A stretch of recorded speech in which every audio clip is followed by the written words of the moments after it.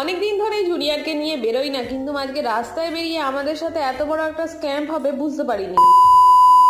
ঘড়িতে এখন 6:30 6:45 বাজে। দুজনে মিলে বেরিয়ে পড়েছি। রোজই বৃষ্টি, দেখতে পাচ্ছ এখনো রাস্তা ভিজে। 5:30 নাগাদ বহুত বৃষ্টি হয়েছে। তোমাদের ওখানে কি হয়েছে কমেন্ট বক্সে অবশ্যই জানাবে। আর আমার ছেলে রিস্কোতে উঠলেই কিন্তু নাচতে থাকে। আমি ভাবছি ওকে যখন বিয়ে দেবো, শ্বশুরবাড়ি যখন যাবে ও রিস্কো করেই পাঠাবো এবং বউকে রিস্কো করেই আনবো, বুঝেছো? টাকা অনেক বাঁচবে। আর এইসব দেখতে গিয়ে আমি যে কোথায় যাব, এত কষ্ট করে 20 টাকা গাড়ি ভাড়া করে এলাম বাঘাযতীন না, এটা হচ্ছে বাসধ্বনি, বুঝতে পারছো? তো সেখানে এসে পরে এখন ভ্যাবা চাকা খেয়ে গেছি। আমরা যেই উদ্দেশ্যে এসছি সেটা আমাদের আর সাকসেস হলো না।